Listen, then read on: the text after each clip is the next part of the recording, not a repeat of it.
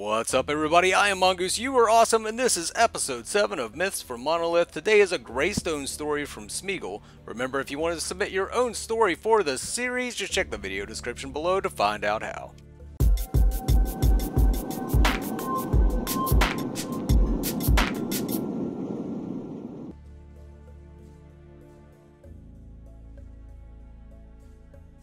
The warrior prince stomped in the thick mud, the heavy drops of rain soaking through his cloak, sent alone on such a mundane mission. Retrieve a princess who was an annoying snit. This was not a job for him. Greystone, leader of the warrior clan, dragon slayer, and unbested champion of all the realm. He had been tracking Her Highness Sparrow for months now. She was sadly more fleet-footed than Greystone had suspected, seeming to only barely stop for a meal and on the more rare occasion, a place to sleep the night. This had put Greystone in an aggravating situation, having to sleep in the gloomy outdoors and eat simple meals of porridge. He was tired of it, and so tonight, he ate not a bite, and slept not a wink. He was remembering the rich taste of the pastries in the royal court when he saw the flicker of firelight in the distance. Rising up over a shallow hill, Greystone grinned.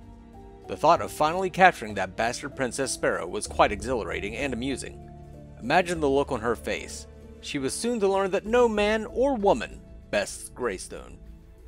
He stalked slowly, quietly over the hill, until he came to the other side where it made a small sheltered outcrop. But there was no one there. A fire, yes. A few silk garments, a dagger, and a shabby pile of trinkets and belongings. Greystone stalked one step closer until he heard the whiz of an unleashed arrow. He spun and parried, striking an arrow from midair. He looked up and saw a grim-faced sparrow. Arrow knocked and ready to fire.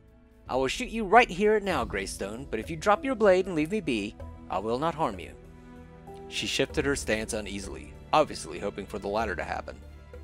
"Now, Sparrow, we of the royal court need not squabble like this." Greystone began lowering his sword to the ground.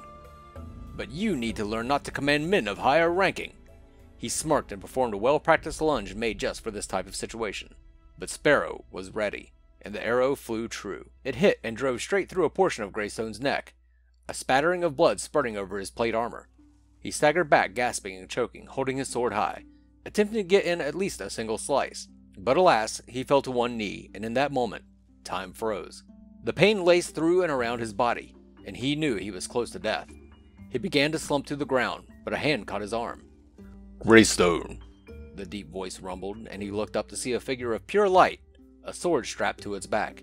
It was the Father, Holy Lord of all warriors. "You are a true warrior, but not true of heart," he continued. "You must learn that warriors who are true of heart do not achieve victory with trickery, since a battle won with trickery is no victory at all." The figure lifted him back up into the kneeling position. "Do this for me, son, and I will offer you redemption of life, death, and power." The figure disappeared and the light channeled into the sky before striking back down, and Greystone felt the breath of life once more. His wound healed and the energy rushed through him. He stepped up, surveying the now decrepit ground. The earth was torn up from what he could only guess was the Father's power. He looked to the spot where Sparrow previously stood, only to see she had crumpled to the ground from the sheer force of whatever he had done. He grinned, a perfect princely grin. He carelessly picked up Sparrow, her unconscious self making unseemly snores. Greystone was pleased, as now one more person knew he had never been bested. "So how exactly did Sparrow become unconscious?" The court constable eyed Greystone carefully, a notepad in his hand. Greystone shifted in his seat, clearly uncomfortable. "Well, you see, the Great Father came to me in death and then zapped me with magic lightning," Greystone said, looking down. The constable slowly moved his gaze up to Greystone from his notepad, a look of pure, incredulous disbelief on his face. He continued staring deep into Greystone's eyes, obviously looking for some sign of a lie.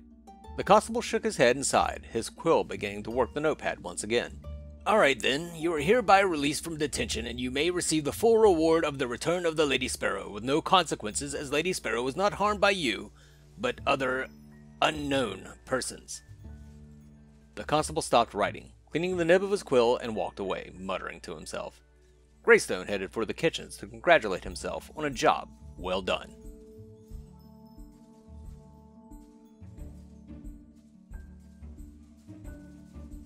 Hope you enjoyed today's story. If you did, assault that like button for me and click on that little mongoose that will be appearing at the bottom right hand corner of your screen to subscribe. For now, this is Mongoose signing off. You guys have a good one. Mango!